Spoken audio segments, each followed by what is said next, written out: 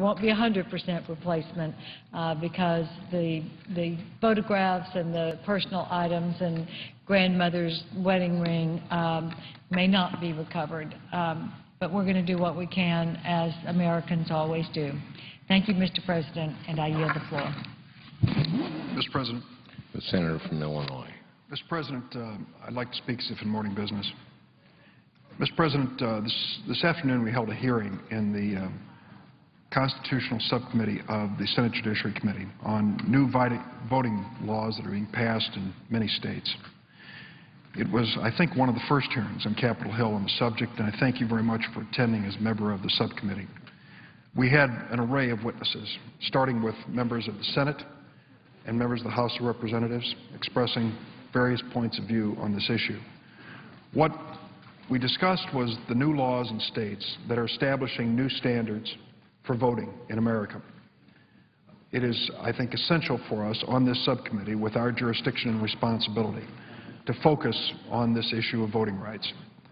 As they have said so many times, there is no more important right in America.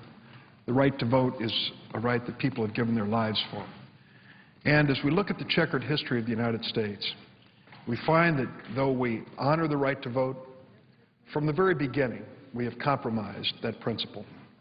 We started off with requirements of property ownership. We didn't allow women to vote for so long. African Americans were not given that opportunity for decades. And over the years, we have had as many as 10 different constitutional amendments focusing on extending the right to vote. I think when you get to the heart of a democracy, it is about voting. And that's why these new state laws are so important, and so important for us to reflect on. Requiring a photo ID for most of us at this station in life or in business seems like a very common request. We present our IDs when we get on airplanes in so many different places. But for a substantial percentage of Americans, they don't carry a government-issued ID. And so they live their lives without the need of one, and now state laws are requiring these IDs for people before they can vote. It sounds like a minor inconvenience, and for many people it would be just that.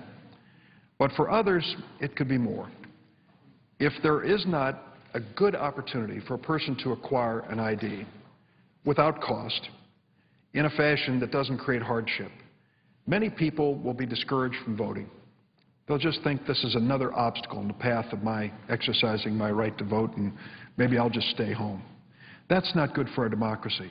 We should be leaning in the other direction, trying to expand the electorate, expand the voting populace in this country, expanding the voice of the voters in this country, not the opposite. Many of these state laws in the 7 states that have now put in voter IDs create significant hardships. We have a problem in Wisconsin, for example, and I've written to the governor asking him to give me his impression of how he will deal with these issues. 1 out of 5 people in Wisconsin do not have an ID. 177,000 elderly people in Wisconsin do not have the ID required by law. More than 1/3 of young people don't have an ID. Particularly among African Americans under the age of 24, 70% do not have the ID necessary to vote in Wisconsin. And so you say, well, they've got their chance. The election won't be till next year. They've got plenty of time. It turns out that in the state of Wisconsin, there is only one Division of Motor Vehicles office that is open on a weekend in the entire state of Wisconsin. Now that, to me, seems unconscionable, unacceptable. We need to take a hard look at this, and the first stop will be the Civil Rights Division of the Department of Justice. They've asked me after the hearing today, Mr. Chairman, Mr. President, rather, what are we going to do next? I said, what we'll do next is follow the law. The law says the Department of Justice has to weigh each of these changes, whether it's voter registration in Florida, or whether it's a voter ID, or the limitation on early voting, and decide whether or not this violates the basic standards of the Voting Rights Act. They have 60 days to do so after the law is enacted, and I've spoken to the division, Civil Rights Division. It's my impression they're going to move on this in a timely fashion. This is a critical issue. I'm afraid it's way too political. The forces behind change in virtually every state, not every one, but in virtually every state, have come from the same political side of the equation. It's not lost on those of us who do this for a living what's at stake here. If certain people are denied access to the polls, discouraged to vote, and those people turn out to be historically those voting on one side or the other, it's going to create not only a personal hardship but a distortion in the election outcome. And I hope that we can sincerely work together on the Judiciary Committee and with the Department of Justice to resolve this. And now, Mr. President, I would like to ask permission that this remarks I'm about to be made be placed in a separate part of the record. Without objection. Mr. President, I want to take a few minutes to thank a remarkable person on my staff who is moving to a new job. Ann Wall of Chicago is one of my most trusted staff members. She has been my Senate floor director for more than 2 years. A few C-SPAN viewers may recognize Ann as a regular on the floor of the Senate. Those of us who work closely with her on both sides of the aisle know that she's one of the smartest, hardest working, and most gracious members of the Senate community. No matter how early in the morning or how late at night, Ann Wall is always there with a smile and a good answer. If an agreement needs to be worked out, Ann is there to offer a fair and constructive solution. Next week, Ann Wall starts an exciting new chapter in her life. My loss is the gain of a former senator from Illinois, President Barack Obama. Ann is going to the White House to work as a special assistant to the President. I'm going to miss working with her, as everyone on my staff will. Fortunately, we're going to continue to see her, often on Capitol Hill, in her new job representing the President of the United States. A little about her background will explain how Ann came to the Senate. Ann grew up in Palos Heights in the south suburbs of Chicago. She's a first-generation suburbanite. Her dad, Michael, and her mom, Liz, grew up on the south side of Chicago, which means that Ann has the south side in her blood. And in Chicago, that is noteworthy. However, when Ann was a kid, her family did something that was considered heretical. They had, as Southsiders, season tickets to the Chicago Cubs. That made the Walls something of an anomaly among Southsiders, and it probably helps explain why Ann is able to work so well across the aisle here in the Senate. Politics wasn't discussed much in the Wall home, but Ann developed her own interest in politics at a very early age at every level. In the 8th grade, she became the first girl ever elected class president at St. Alexander's Grade School. That same year, Ann Wall became the first girl in her town to serve as mayor for a day, Palos Heights. She won that honor on the strength of an essay that she wrote. Ann attended high school at one of the most remarkable South Side institutions, Mother McCauley, a terrific Catholic girls' school, which usually fields one of the best volleyball teams in the state. And Ann went to this school, run by the Sisters of Mercy, where she was elected president of the student council. It was in that South Side Chicago high school that Ann Wall started to go astray. While her colleagues and friends in high school were reading Rolling Stone, Ann Wall was reading Roll Call. Ann read Roll Call not for its accounts of partisan fights, but because she wanted to know how government really works. She wanted to understand the rules and the mechanics of Capitol Hill. As her mom said, who does that in high school? Well, I'll tell you who. Ann did. Someone who wanted to serve her nation and understand how the government can be a force for good.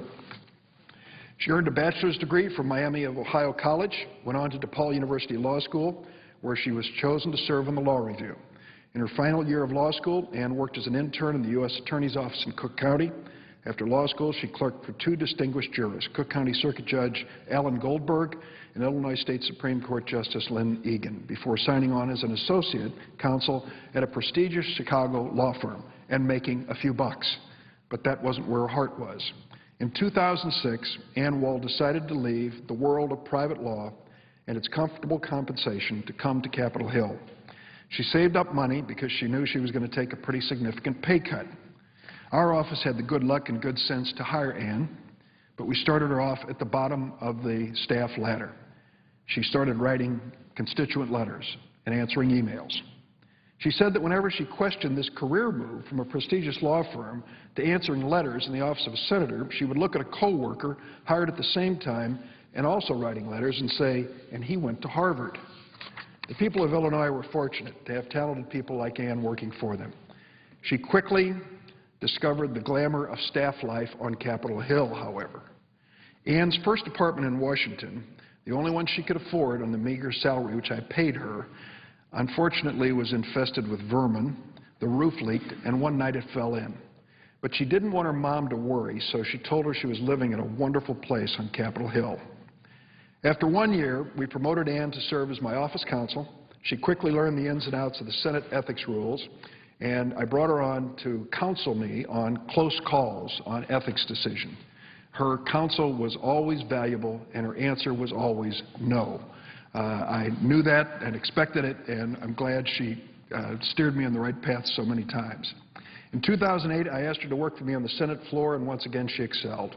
In January of 2009, became my floor director here on the United States Senate. As my right hand on the floor, Ann Wall helped steer the Majority Whip operation and the entire Senate through historic changes, health care reform, Wall Street reform, and a long list of other historic endeavors. Whatever the task, whatever the challenge, Ann Wall has always brought good humor, intelligence, and integrity to the task. When Ann wasn't winning elections or reading roll call in high school, she played tennis. It was one of the things she loved to do. She was ranked as one of the top high school players in the state. But not being able to play tennis regularly is another one of the sacrifices Ann made to work in the Senate. The job just takes too much time. I hate to tell Ann, but she won't be able to pick up her tennis game again in the new job she's taking at the White House. These are challenging times for America's families and businesses, and we need the bright, dedicated people giving it their all to get us through to a brighter day. Fortunately, America is up to that challenge, and so is Ann Wall. I'm wishing her the best of luck. When Ann Wall left Chicago, her law firm promised that they would take her back in a heartbeat if she didn't like Washington. They kept her office vacant for a few months, hoping she would return. No such luck. We feel the same way in the Durban office about losing Ann. She is always welcome to rejoin our staff. There will always be a place for her, but we're not holding her old job for her. My new floor director is a woman who's been Ann's right-hand person for the last 2.5 years, Rima Duden. Rima is equally dedicated to this nation and this Senate, and I know she'll do an outstanding job. In closing, I want to thank Ann personally for all the fine and tireless work she's given the Senate. She helped us make history. We hope that she's going to enjoy reading about this floor tribute and roll call. Mr. President, I yield the floor. The absence of quorum. Clerk will roll. Mr. Akaka.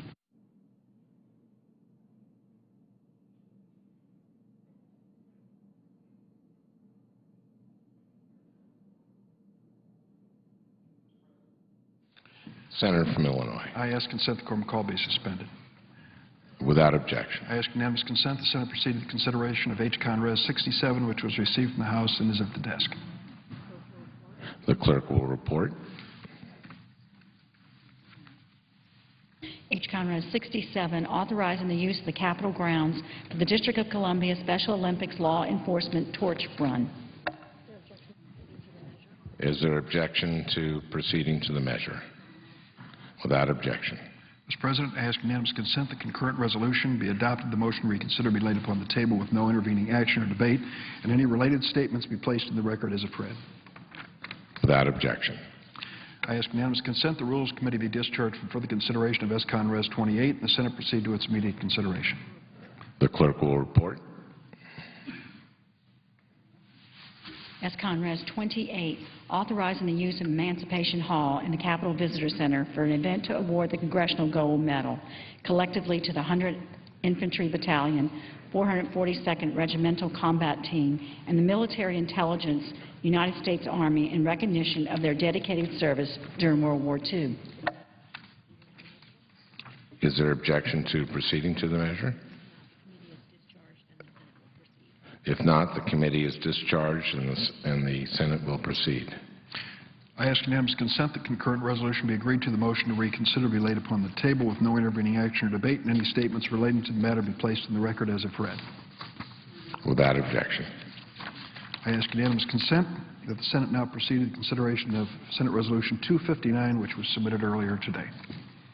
The clerk will report. S-Res. 259, designating September 9, 2011 as National Fetal Alcohol Spectrum Disorders Awareness Day. Is there objection to proceeding to the measure? Without objection. I ask unanimous consent the resolution be agreed to, the preamble be agreed to, and the motion to reconsider be laid upon the table. Without objection. I ask unanimous consent the Senate proceeds to consideration of Senate Resolution 260, introduced earlier today. The clerk will report. S-Res 260, commemorating the 75th anniversary of the dedication of Shenandoah National Park. Is there objection to proceeding to the measure? Without objection. I ask unanimous consent the resolution be agreed to, the preamble be agreed to, the motion to reconsider be laid upon the table with no intervening action or debate, and any related statements be printed in the record as read. Without objection.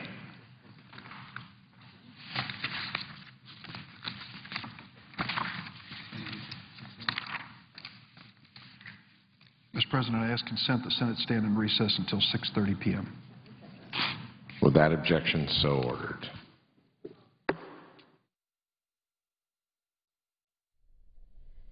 The Senate has just gavelled out. Lawmakers today approved and sent to the President a bill that overhauls the patent system. The legislation includes changes to the collection of fees and the way patents are